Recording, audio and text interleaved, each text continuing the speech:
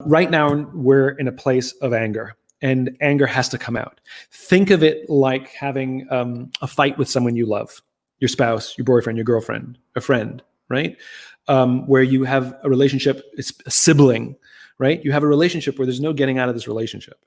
And because there has been very bad communication for so long, that all of the slights and all of the little things that noodled and kneaded us in these relationships. It happens at work sometimes too.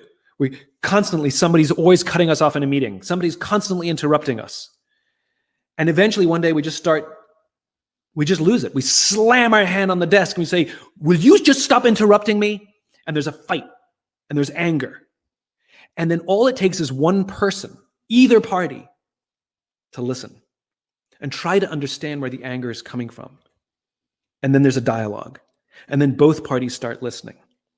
And then you usually end up hugging and being grateful. And though you don't want to go through that experience again, you are grateful that it happened because it forced each party to listen and try to understand the position of the other. And those friendships and marriages that have been able to navigate stress together and learn to listen and hear each other are way stronger as a result. Our society is going through the same thing.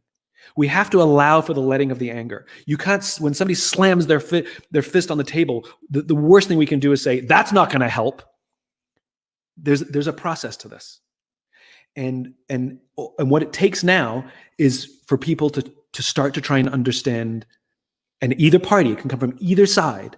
It can come from law enforcement. It can come from the African-American community. It can come from the general community. It can come from people who've been wronged. It doesn't matter. It can come from anywhere where somebody says, I need to understand what you go through, because we will not find a solution until we find common understanding.